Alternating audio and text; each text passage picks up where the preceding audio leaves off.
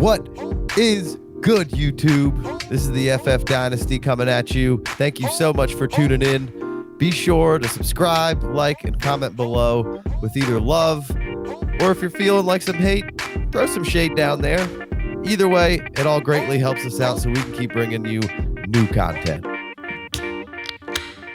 We're going to get a double crack.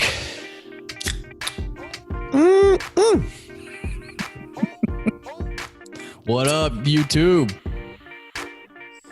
That's how I feel about CeeDee Lamb still being the number one receiver. It's just a big, tasty gulp of still my number one guy. You might hate on the Cowboy situation a little bit, but we're not that upset about it. Too many mouths to feed.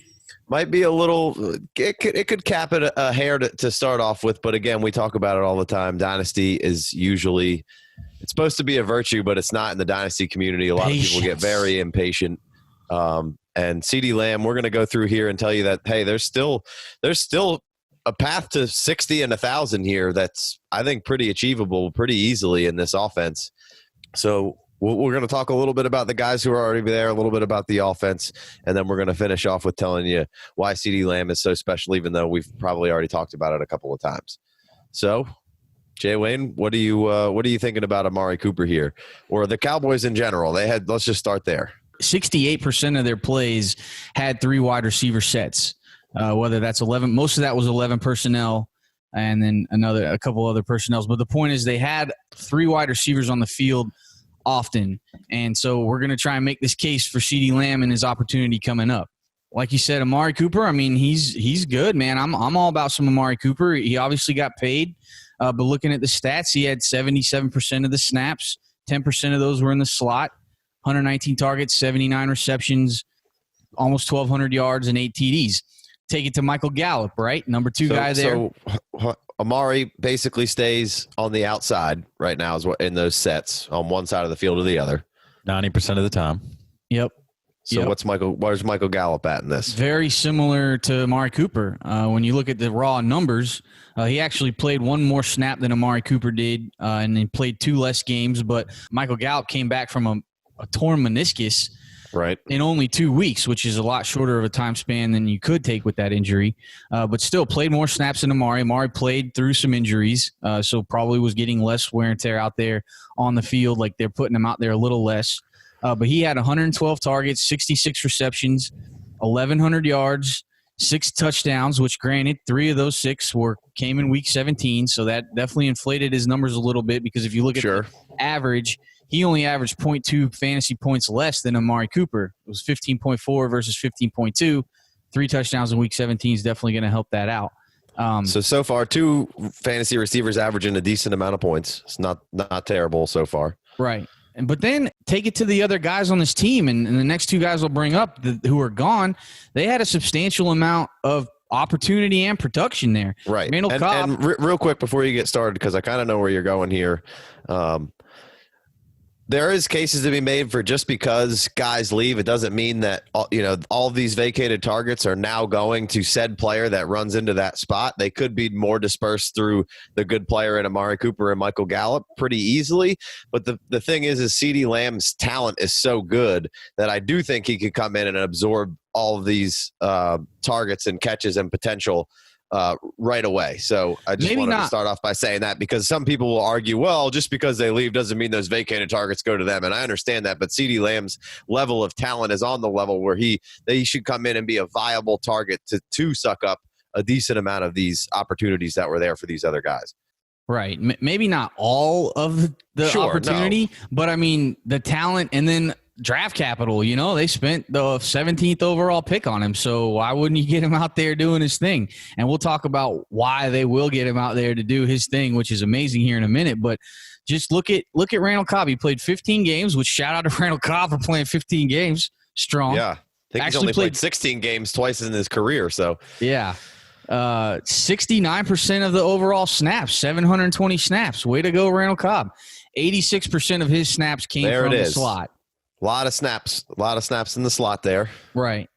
55 catches, 83 targets, had 7 drops, 828 yards. I didn't know Randall Cobb caught that many yards last year. Right. Averaged 10 points a game. Which is kind of where I was saying, he could get close to that 60 and 1,000, and 60 and 1,000 for a rookie receiver is fantastic. Like that's what you get, 60 and 1,000. That's a great rookie year. Right. And Randall Cobb gave him Randall Cobb's numbers. Sure. And I mean, it's not, again, we talked about it a second ago. It's not to say that he's just going to jump right in and get exactly what Randall Cobb got. Randall Cobb's a pro's pro at this point, probably sneaky value in Houston as a little depth piece there. Good point. But definitely it's not even just Randall Cobb though that's gone. Right. There's Who else more. left? So Jason Witten, looking at his stats, he played all 16 games, had the same amount of snaps as Michael Gallup, had 845 snaps, 77% of the snaps. Jason Witten was in there. 23.5% of those snaps came from the slot. Right. He matched Randall Cobb's targets. He had 83 targets. Yeah. Now they still have a tight end. They obviously have another tight end. They have Blake Jarwin. They do, which, Jarwin only had 39% of the snaps last year, caught 31 of 41 balls, and he got paid. He got some guaranteed money, a 3-year deal, and he's definitely going to be in line to get an uptick in his opportunity because he's shown that he can handle it. But in summation, the Cowboys are down over 1,500 snaps, almost 80% of the slot snaps they're out, 166 targets vacated, and 118 catches. Right. So, sure, Jarwin's going to get some of that, but you're crazy if you don't think the CeeDee Lamb is going to have every opportunity to get as much of that as he can. Yeah, and if you go back to Cobb, like he averaged 10 yards per target, which was third best in his career. On the Cowboys there. He had 6 games with double-digit fantasy production. He had 12, 12, 13, 21, 22, and 16. Then he had like 3 8-point games, 8.3, 8.3, 8.6. So he's right on the cusp of having a ton, like 9 double-digit fantasy games. And what CeeDee Lamb does is his run after the catch ability is the best in the class. So he can turn, like when I said he's got an easy path to 60 and 100, 5 more catches, and he could eat. Obviously, Randall Cobb's great with the ball in his hands too, but he's nowhere near where CeeDee Lamb is at this point in his career. He's on the back end of 30, and CeeDee Lamb's coming in a young pup who is just every time he touches it is a threat to go to the house. So I don't 828 yards for Cobb, 3 TDs. That could easily be 5 TDs, 1,000 yards, and 60 catches for CeeDee Lamb this year. I don't think it's too outrageous. Right. Sure. And I think I've been waiting on you guys to say this. This was the first year last year in this new system for the Cowboys. And then Dak goes and elevates himself to a new level last year. The Cowboys led the league in yards. And I think that you got the consistency. Obviously, they got a head coach and change. But the offensive coordinator, the quarterback, mostly the offensive line, the running back, the professional wide receivers that are there. Obviously, Jason Witten's gone. I, too, thought that Blake Jarwin was about to be a huge breakout. I agree, Jay. He's definitely going to get more opportunity. But like Casey's saying, like you guys are both saying, like Lamb's going to come in here and he's going to be a stud. Is he going to get 12 targets a game and be the number 1 receiver in NFL? Absolutely not. But he is going to have monster plays. How many times did you see Michael Gallup looking ridiculous going down the sideline last year and Dak hitting him in stride? Have you seen these stats on going through Twitter where Dak in a drop back situation, and a drop back means no screen pass and no play action, and Dak was the best quarterback in the league last year, just taking the snap, being in the pocket, delivering the ball, had the best rating in the league without a script, with no gimmicks. Not that the play action's a gimmick. Play action's a hardcore fundamental of the game. But you know what I mean? Like without play action to help the defense suck them up, without a jet sweep, without motion, without something to make the defense look the other way and get them a little bit off balance. Dak was just, hey, you snap me the ball and watch what I do. Best in the league last year. Yeah. And I think it's coming into the second year, limited off season. We make a lot of that. I think you should make a lot of that.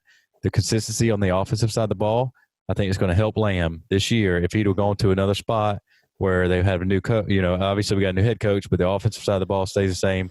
Go to another position, new quarterback or something like that, where the huge amount of turnover on the offense, maybe a little bit more of a slow start. Amount of continuity on that offense. Exactly.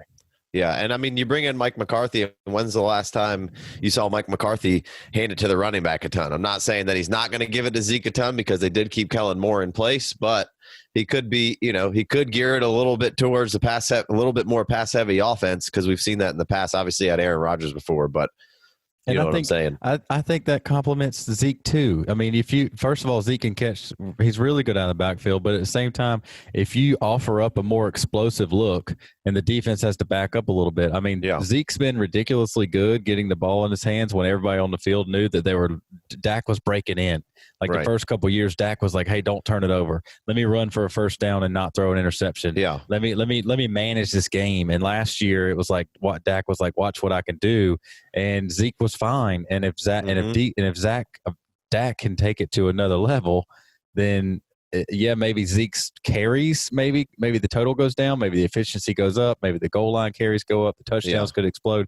Well, I'm waiting on Zeke to hit 22 touchdowns in a year. You know, right? It's definitely possible. Yeah, man. Well, so you got CeeDee Lamb, who the great thing about him is he can play outside. I think he's probably end up going to be an alpha male outside guy, but he's coming in, and I believe the reason we talked about Randall Cobb so much is because you saw those percentages of where those guys play, 10% in the slot for Gallup, 10% in the slot for Amari. That leaves, they could move around a little bit more, but I think Lamb's primarily going to be manning that slot, and which could help him because he needs to maybe fill out just a little bit to be that bigger bodied outside guy, and this can help him. He can't get jammed in the slot, and he's ridiculous already, so you can find different ways, crossing routes, to get the ball in his hand and let him do his thing. Right. He did crush from the outside in college last year, but he also had 180 snaps from the slot and was 46th in the nation in slot yards with 605. And obviously he crushes after the catch. 11 yards after the catch per reception, which is pretty crazy. And that's a crazy stat.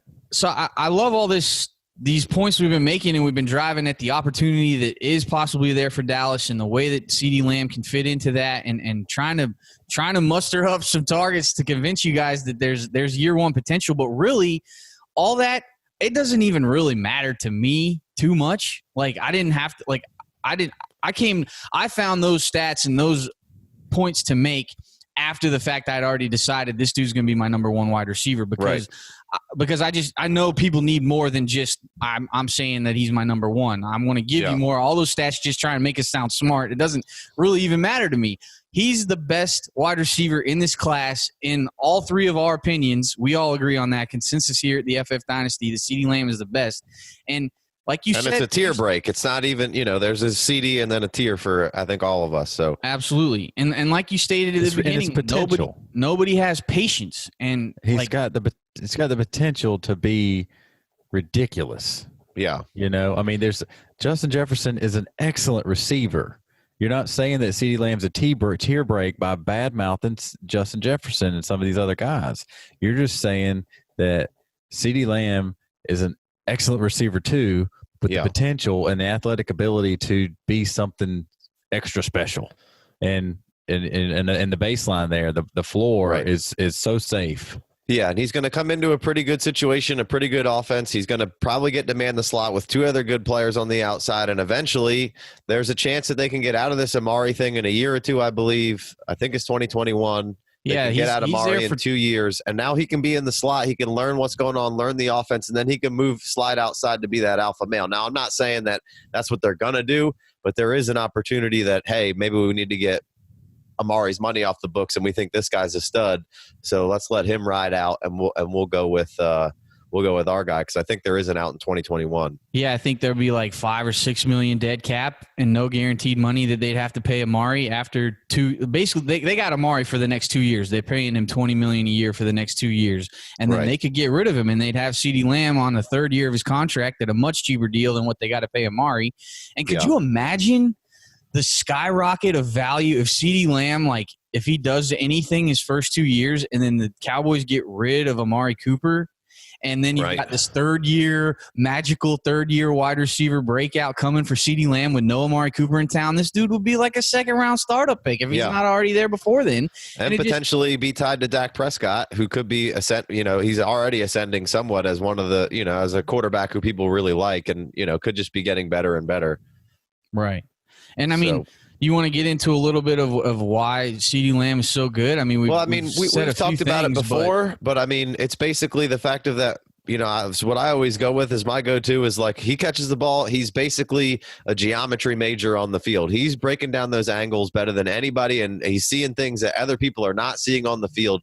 The angles that this man takes and the angles he takes away from other people is absolutely absurd. His contested catches are off the charts for his frame, and he can contort his body up in the air. He looks like a Dennis Rodman getting a rebound out there. Yeah, when he catches the ball, like there's a chance he can go the distance on every single play. And then one of the other things that I really like that he did really well at Oklahoma was just he varied his play speed through routes, and that's huge. He's got all those little nuances down. And I just think that's just huge. The big thing is like you said, all those things don't really matter to you because don't let because he landed in Dallas skew you away from like he's the best potential talent in this draft. And like maybe you have to wait a year or two for him to really be that monster. But I mean, most of the time for a rookie wide receiver, you're waiting a year or two anyway for him to be that monster. He can still be productive, and he still has a chance to be one of those guys that you're drafted in the first round of receivers for the next 6-7 years after this. Absolutely. 10 years. And he has all the intangibles too. I mean, he's got the strong hands. He slow plays DBs, and he's a good cheater. Like he pushes off very well. He only had 3 drops on 88 targets. He takes pride in blocking. Like this man gets after it. He's whooping dude's ass out there.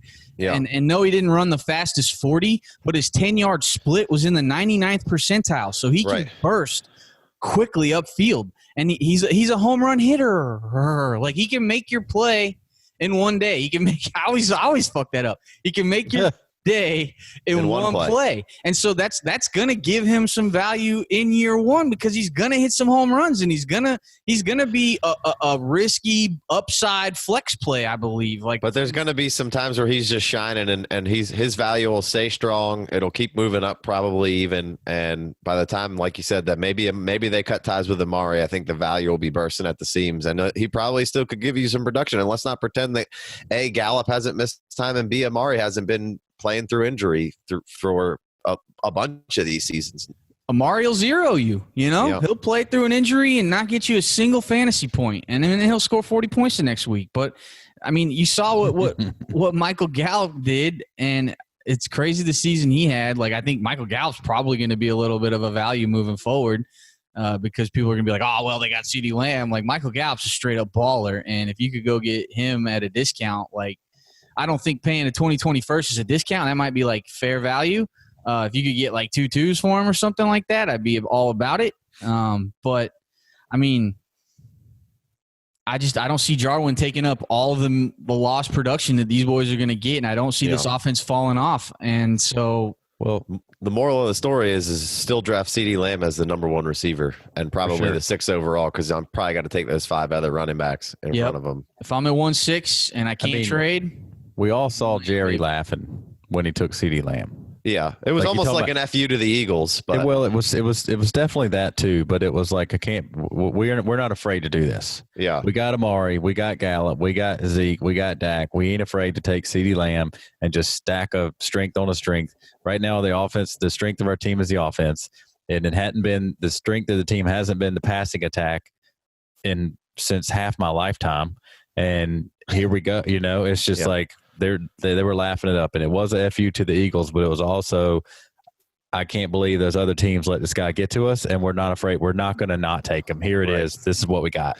And so Jerry Jones did exactly what fantasy owners should do. Not me, exactly. Not many people were hoping and wanting Blake Jarwin to be a thing as much as me, but Blake Jarwin is got a ton of upside in his career potential, but he's going to take a backseat to any kind of targets they can get. One of the biggest things Jay Wayne just told us, obviously the first thing in your mind when Jay Wayne's talking about what happened with Witten, it's just like, well, yeah, he's a tight end. Of course he was on the field with all those snaps, but then he hits you with his slot snaps. Mm-hmm. And, of course, you can break the huddle with a tight end, and he might be in line. He might not be in line. He might be standing up in the slot. He might not be. Of course, that's not going to happen. Yeah, and Jarwin probably projects as a little bit more of a slot, like, You're not going to standard issue blocking guy.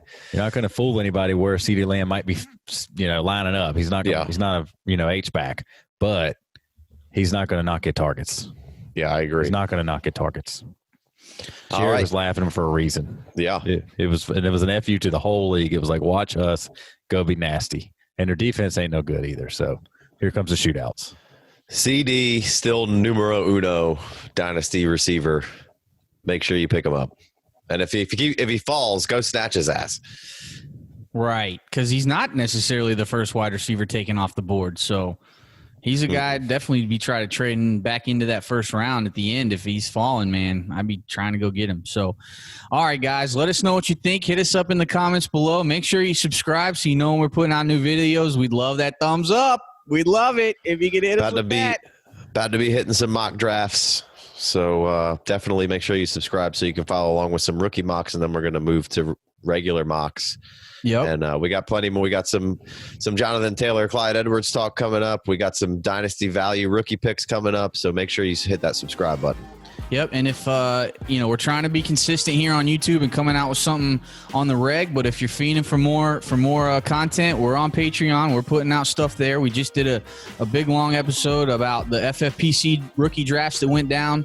Casey and Big Co were on the clock making a ton of trades.